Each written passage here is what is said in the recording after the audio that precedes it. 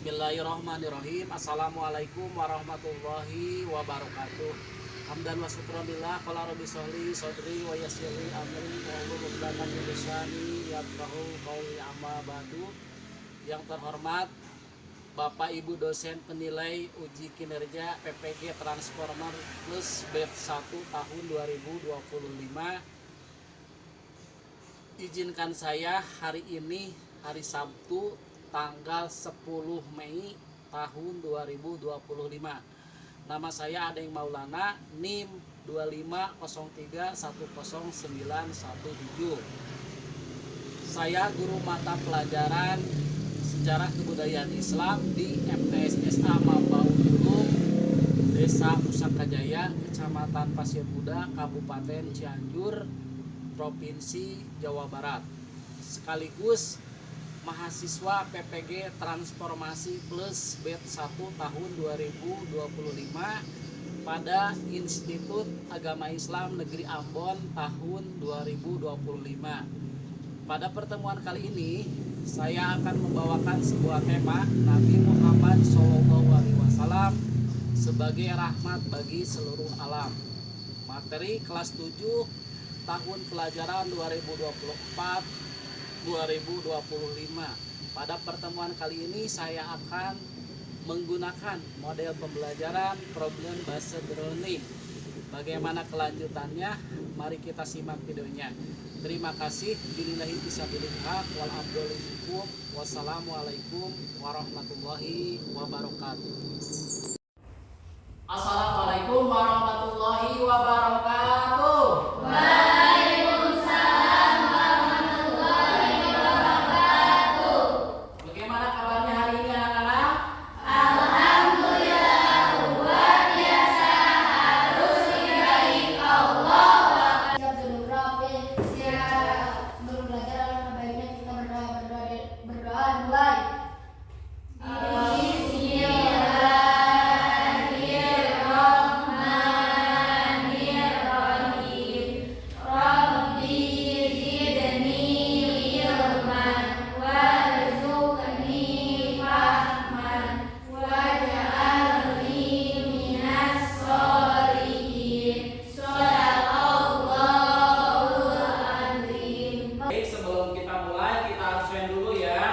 Hadir semuanya? Tidak. Ada yang tidak hadir? Siapa? Ahmad. Ahmad sakit, izin atau apa? Sakit. Silakan sebelum mulai periksa dulu kerapihan, ya. Periksa kerapihan, kemudian setelah kita dapat kerapihan, perlengkapannya sudah siap belum? Sudah. Indonesia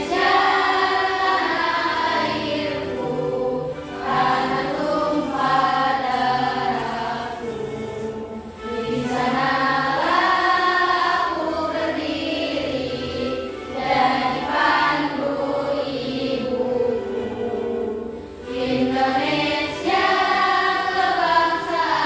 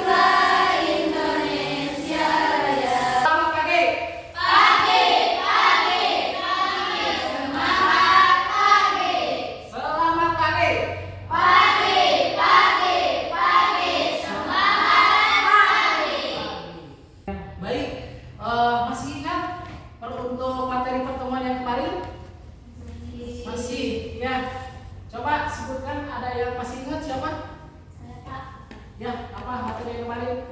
Sebelum datang Islam, penduduk Mekah dikenal dengan penduduk jahiliyah. Mereka bukan boleh secara intelektual, tapi mereka memiliki perilaku yang buruk di aspek agama, sosial, ekonomi, dan politik. Dari aspek agama, mereka menyembah berhala yang berada di sekitar Ka'bah. Mereka menyimpang dari ajaran-ajaran tauhid yang telah diajarkan oleh Nabi. Ya, pada materi kali ini ya, saya harapkan kalian itu harus fokus, harus serius. Kenapa serius? Karena yang namanya belajar itu harus fokus dan serius agar tujuan pembelajaran kita bisa tercapai. Ya, tujuan pembelajaran kita hari ini kita simak baik-baik. Jadi yang pertama ya, ataupun nomor 1, tujuan pembelajaran kita yaitu menyebutkan misi Nabi Muhammad SAW sebagai rahmat bagi seluruh alam semesta. Kemudian nomor 2, menjelaskan strategi dakwah Nabi Muhammad SAW di Mekah. Dan yang terakhir nomor 3 yaitu mengamalkan nilai-nilai yang diajarkan oleh Nabi Muhammad SAW dalam kehidupan sehari-hari.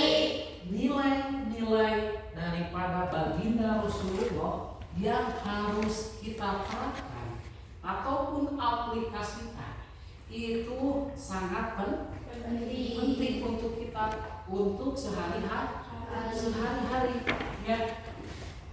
Jadi masuk ke kegiatan inti ya, Bapak pengen tahu ya sejauh mana pemahaman kalian terhadap materi yang akan kita pelajari hari ini ya. Mungkin ada yang bisa jawab ya.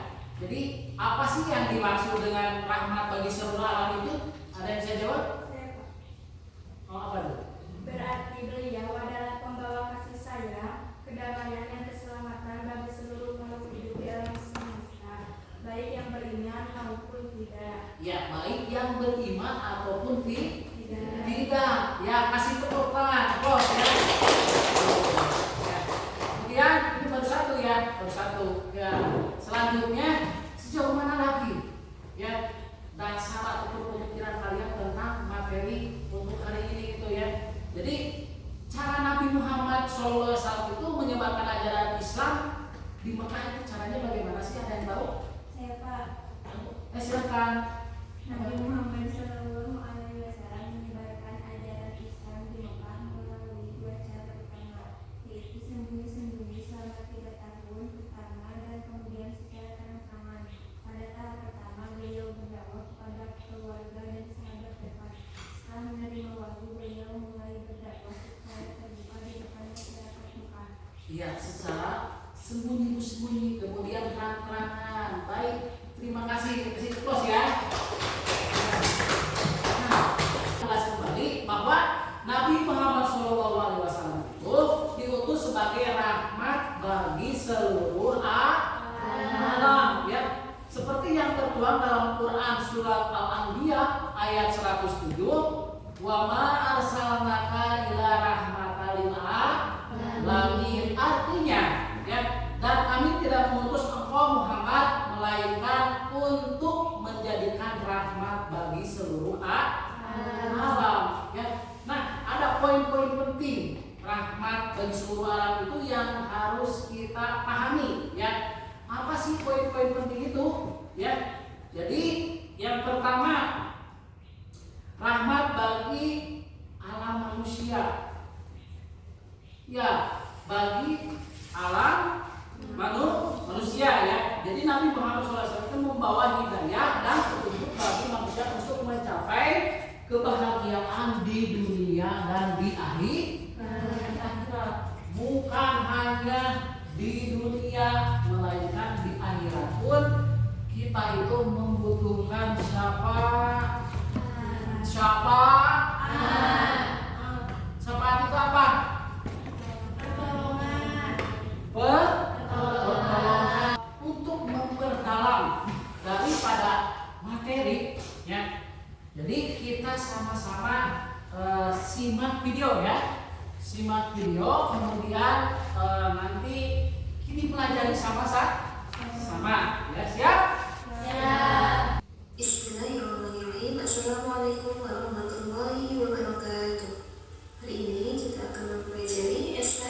setuju pada bab 1 tentang misi Nabi Muhammad SAW sebagai rahmat bagi seluruh alam. So, materi yang pertama yaitu tentang misi dakwah Nabi Muhammad SAW. Dakwah ya. Allah Simak. Subhanahu wa Ta'ala berfirman dalam Quran surah Al-Anbiya ayat 107, Bismillahirrahmanirrahim, wa ma arsalnaka illa rahmatan lil alamin. Dan kami tidak mengutus engkau Muhammad melainkan untuk menjadi rahmat bagi semesta alam. Nah, secara umum ada 3 misi dakwah Nabi Muhammad SAW, yaitu 1 sebagai rahmat bagi seluruh alam semesta sebagaimana yang Allah sampaikan dalam Quran surah Al-Anbiya ayat 107. Kemudian yang kedua sebagai pembawa kedamaian, dan yang ketiga sebagai pembawa kemajuan masyarakat. Maksud sebagai rahmat bagi seluruh alam semesta, ya Rasulullah kan diutus ya menjadi seorang nabi dan rasul untuk menghadapi masyarakat Mekah. Nah, kehadiran Rasulullah SAW di tengah-tengah kondisi jahiliyah tersebut ibarat sebuah obor yang menyala di dalam kegelapan. Dengan bimbingan Allah, Al-Quran menjadi penerbang. Rasulullah SAW membawa perubahan tersebut. Rasulullah mampu membuat masyarakat Mekah dan Madinah serta daerah sekitar yang berbondong-bondong masuk Islam untuk menggunakan ajarannya. Kemudian sebagai pembawa kedamaian, Rasulullah kan berdakwah ya di Mekah. Banyak sekali rintangan, banyak orang yang mencaci maki. Namun Rasulullah tidak pernah dendam terhadap kaum kafir Quraisy yang selalu menentang dan memusuhi beliau. Bahkan ketika Rasulullah berhijrah ke Madinah, Rasulullah mampu menyatukan kaum Muhajirin dan kaum Ansor sehingga terjadi kedamaian yang diwujudkan. Kemudian misi yang ketiga sebagai pembawa kemajuan masyarakat. Ketika memimpin Madinah, Rasulullah berusaha mencari terobosan untuk memajukan masyarakat dalam berbagai bidang. Salah satu bidang yang beliau kembangkan adalah bidang ekonomi. Rasulullah menghapus praktik riba dan sistem perdagangan yang tidak sesuai dengan ajaran Islam. Seluruh praktik perdagangan beliau ubah sesuai ajaran Islam. Di bawah kepemimpinan beliau, kesejahteraan hidup umat Islam dengan mudah membengkak. Selanjutnya, penetapan kalender Hijriah. Hijrah Nabi Muhammad SAW ke Madinah menjadi sebuah peristiwa yang sangat penting bagi umat Islam, menjadi tonggak awal keberhasilan dalam dakwah Islamiyah, juga sebagai masa kejayaan Islam dan cikal bakal terbentuknya masyarakat Islami dengan memperlakukan syariat Islam. Nah, tahun Hijriah ini ditetapkan pertama kali oleh Khalifah Umar bin Khattab.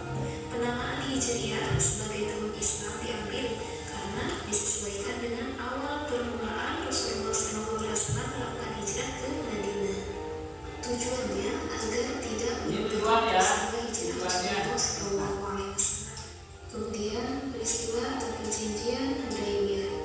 Setelah selama 6 tahun Rasulullah SAW dan para sahabat hijrah di Madinah, mereka sangat rindu terhadap Mekah karena memang Mekah adalah tempat kelahiran. Untuk melepas rindu tersebut, Rasulullah SAW berkeinginan untuk mengajak para sahabat melakukan ibadah umrah di Mekah. Namun di perjalanan Rasulullah mendapat hambatan dari kaum Quraisy. Hambatannya apa? Jadi ada yang menghadang sampai 3 kali didatangi oleh perwakilan kaum Quraisy, ditanyai tentang tujuan Rasulullah SAW dan para sahabat ke Mekah. Karena kenapa? Kaum Quraisy khawatir dengan kedatangan Rasulullah SAW dan para sahabat, jadi takut diserang oleh Nabi. Akhirnya Rasulullah SAW mengutus Utsman bin Affan kepada kaum Quraisy untuk menjelaskan tujuan. Karena memang tujuan mereka itu hanya umroh, rindu ke Mekah. Namun Utsman malah ditahan, jadi mereka tak percaya apa yang disampaikan Utsman.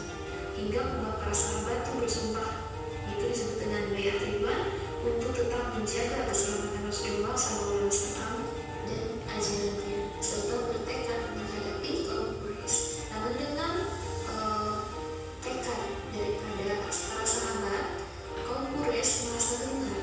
Akhirnya mereka mengirim Suhail bin Umar untuk menjalin sebuah perdamaian. Jadi daripada perang, karena ketakutan duluan kaum Quraisy, mereka mengajak damai. Nah, ada pun perwakilan dari umat Islam dari kesepakatan kedua belah pihak. Nah,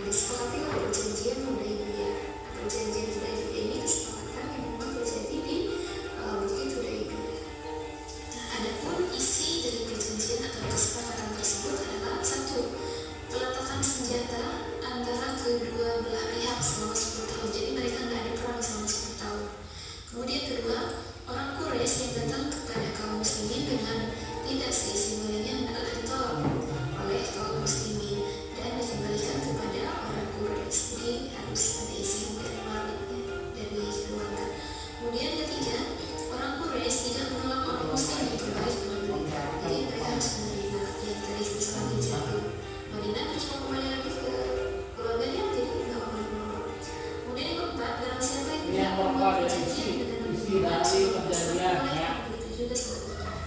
Kemudian yang terakhir, kaum muslimin tidak mengerjakan umroh tahun itu ya. Akan tetapi ditangguhkan tahun depan. Kaum muslim masuk ke Mekah setelah kaum Quraisy keluar. Kaum muslim tidak diperbolehkan membawa senjata dan tidak boleh tinggal di dalam kota Mekah lebih dari 3 bulan. Jadi yang tadinya mereka tujuannya ke sana mau umroh, nah tahun itu nggak jadi umroh karena memang ada kesempatan tersebut. Jadi tahun depan bolehnya itu dengan syarat tadi nggak boleh bawa senjata, nggak boleh perang, di bulan malam pun nggak boleh lebih dari 3 bulan. Nah mereka setuju atas perjanjian tersebut. Nah, jika dilihat sekilas perjanjian Hudaybiyah seakan-akan merugikan ataupun kalian bisa menggunakan kelompok minggu kemarin ya, jadi tidak usah pembentukan kelompok. Sepakat? Jadi menggunakan kelompok yang waktu pertemuan yang kemarin ya. Misal pelaksana itu kelompok 1 ya, itu kelompok 2, kemudian kelompok 3, ini kelompok 4 ya. Jadi ini ada LKPD ya, ada LKPD.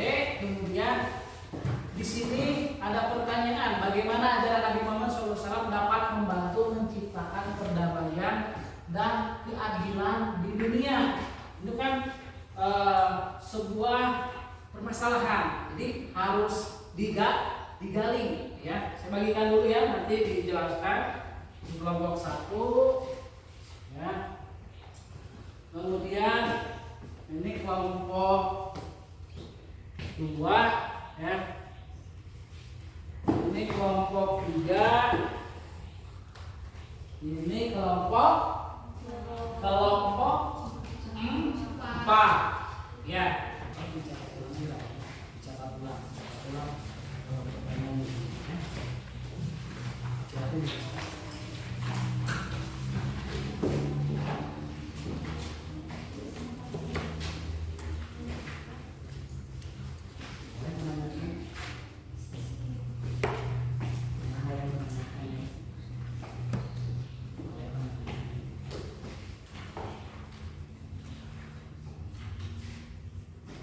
Silakan ya.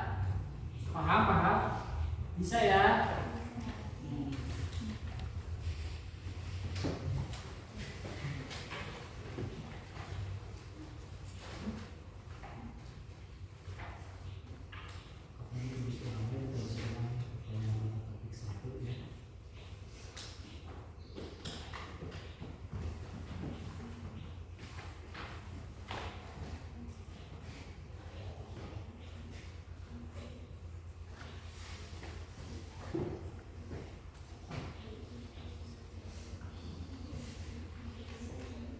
Nah ini permasalahannya ya, bagaimana strategi dakwah yang digunakan saat ini ya.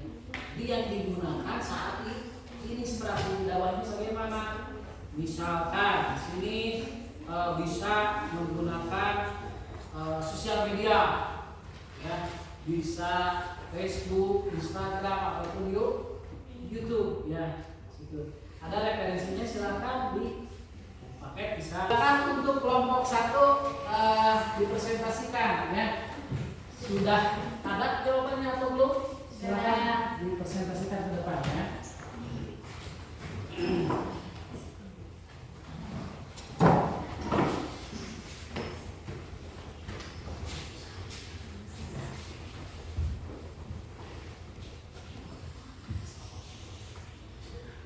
Assalamualaikum warahmatullahi wabarakatuh. Waalaikumsalam warahmatullahi wabarakatuh.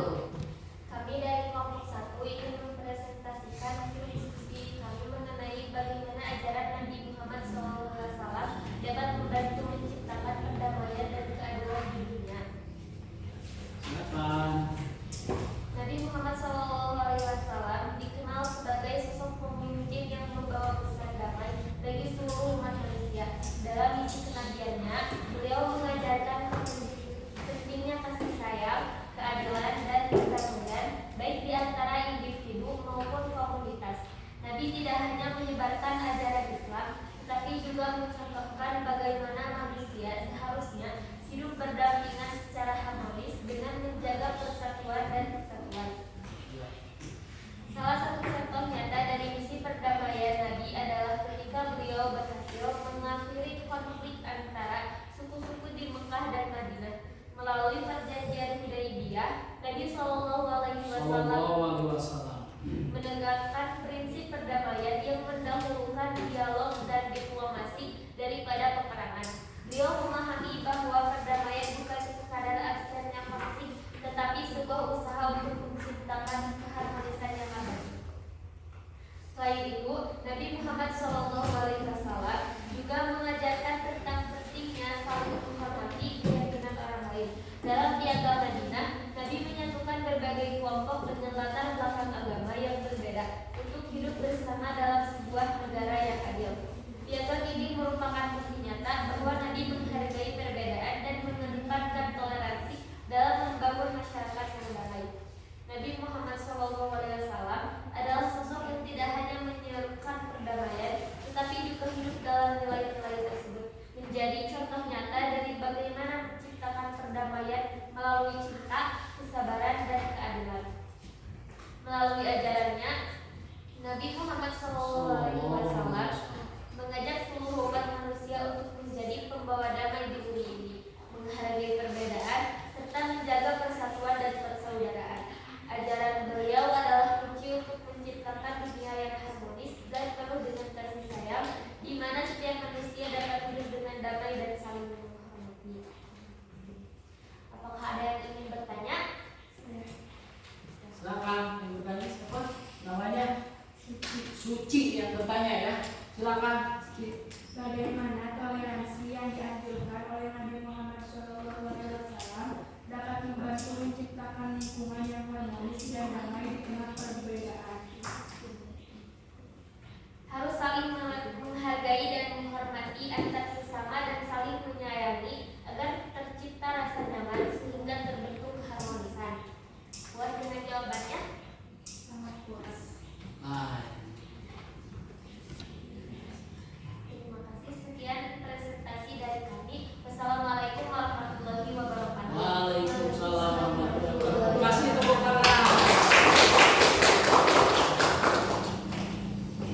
Ya, sangat luar biasa sekali ya pemaparan ataupun diskusi daripada kelompok satu. Kemudian yang akan mempresentasikan yaitu kelompok dua. Silakan ya kelompok dua. Kalau udah beres silakan presentasikan ke depan. Bisa dilanjutkan.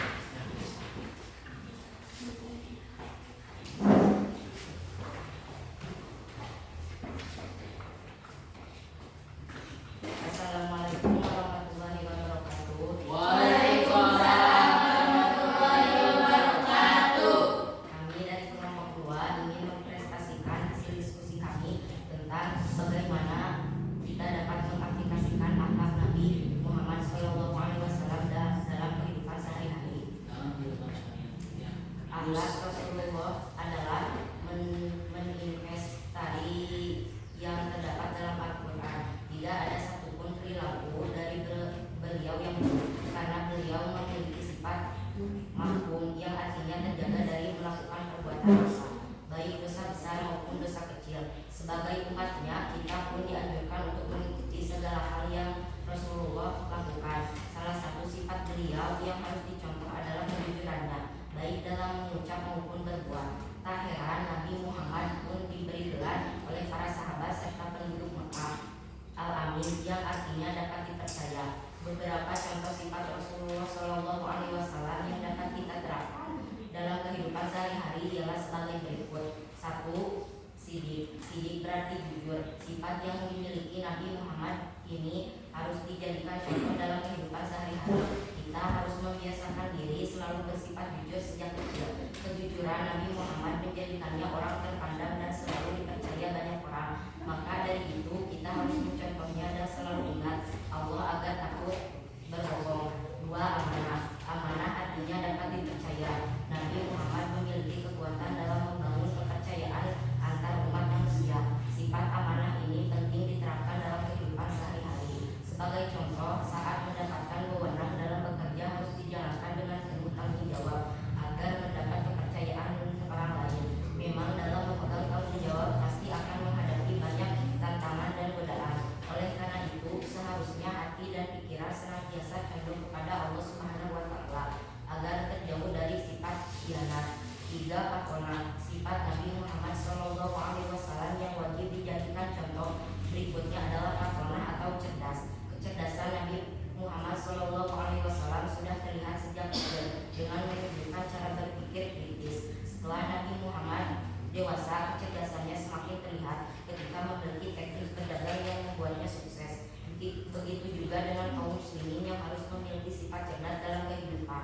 Sebab kecerdasan merupakan anugerah dari Allah dan tidak boleh dipamerkan, melainkan harus digunakan untuk hal-hal bermanfaat bagi diri sendiri dan orang lain.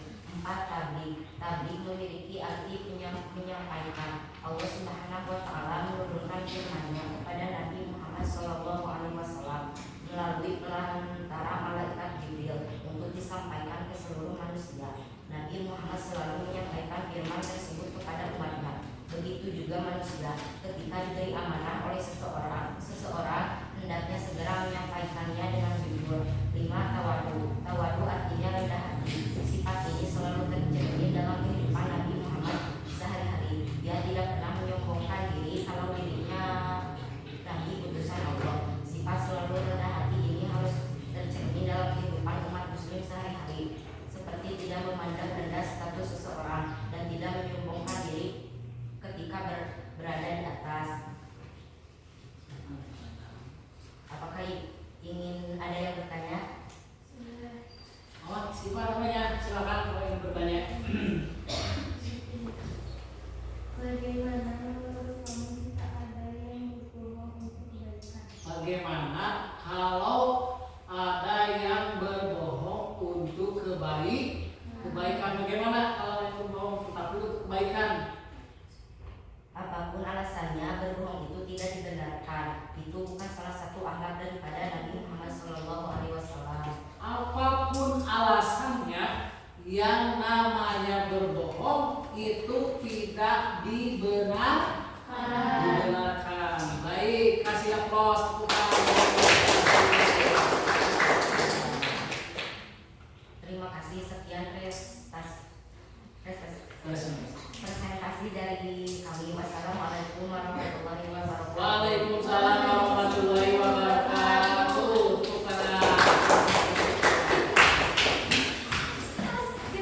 Ya, jadi pertanyaannya sangat menarik sekali ya.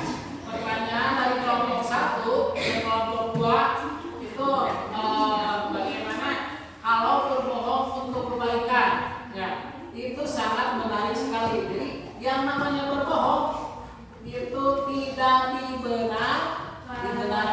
Yang menarik sekali itu ya.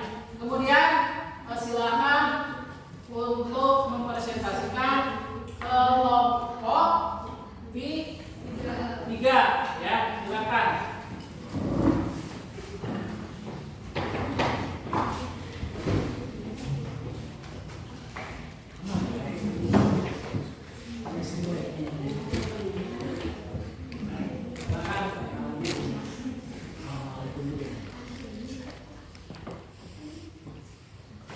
Assalamualaikum warahmatullahi wabarakatuh.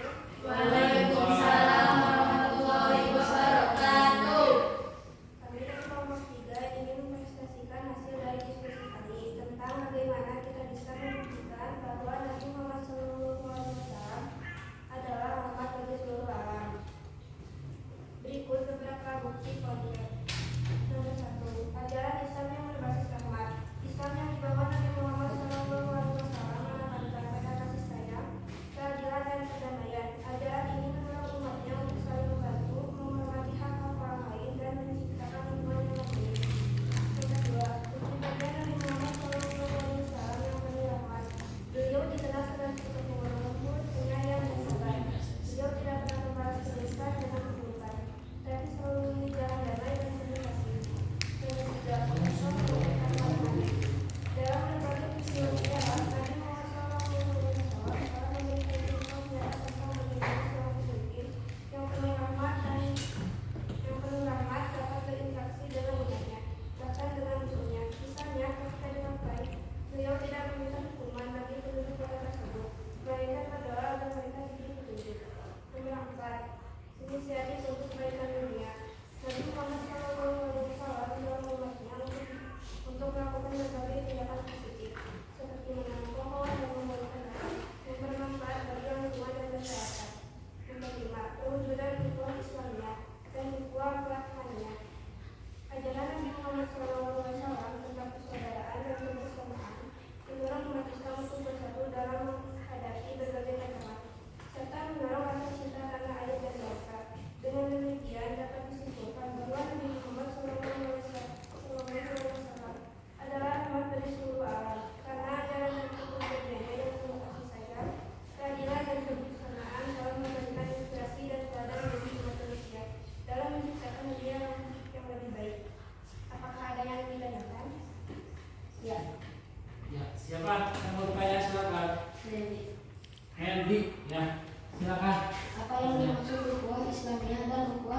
Watania. Ukhuwah Islamiyah adalah persaudaraan yang didasarkan pada agama Islam, yaitu persaudaraan antar sesama muslim yang saling menyayangi, menghormati dan membantu satu sama lain. Ukhuwah Wataniyah adalah konsep persaudaraan yang dibangun atas dasar kesamaan bangsa dan negara, perbedaan agama, suku dan budaya. Sekian dari kelompok 3. Cukup puas jawabannya. Sekian dari kelompok 3. Wassalamualaikum warahmatullahi wabarakatuh. Waalaikumsalam warahmatullahi wabarakatuh. Kasih tepuk tangan ya. Luar biasa ya, bagus sekali cara penyampaiannya. Kemudian yang terakhir kelompok 4. Kelompok 4 sudah gak tahan pengen presentasi katanya. Yuk silakan depan ya.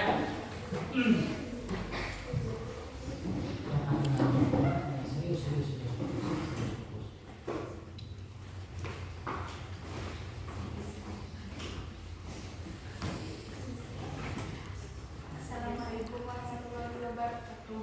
Waalaikumsalam warahmatullahi wabarakatuh. Kami dari kelompok 4 akan mempresentasikan hasil diskusi kami tentang bagaimana strategi dakwah yang digunakan saat ini.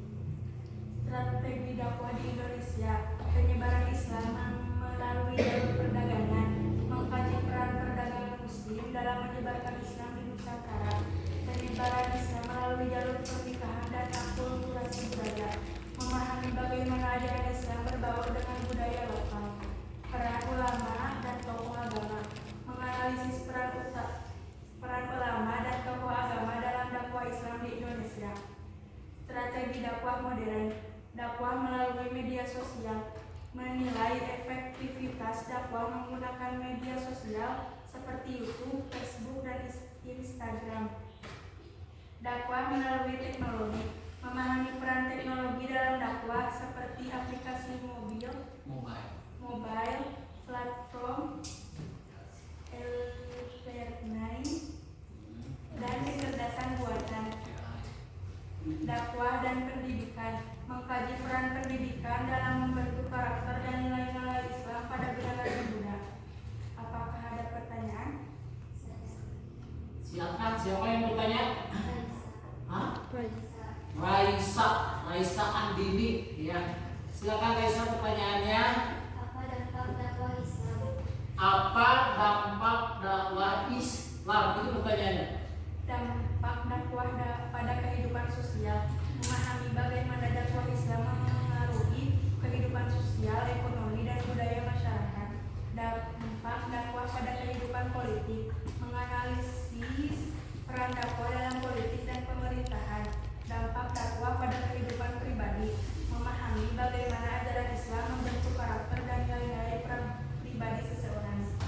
Puas dengan jawabannya? Puas. Hasil tepuk tangan. Terima kasih. Sekian presentasi dari kami. Wassalamualaikum warahmatullahi wabarakatuh. Waalaikumsalam warahmatullahi wabarakatuh.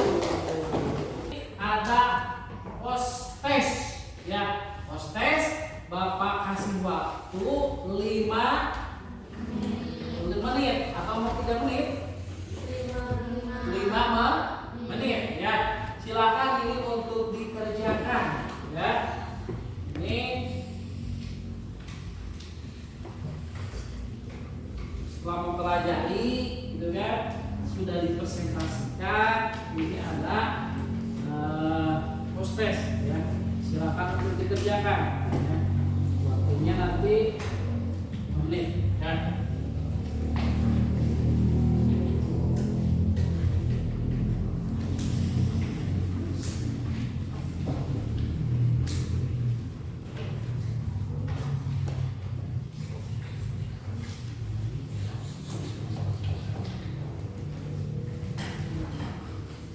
Ya, waktunya 5 menit. Kalau ada yang tidak paham silakan angkat tangan, kemudian boleh bertanya.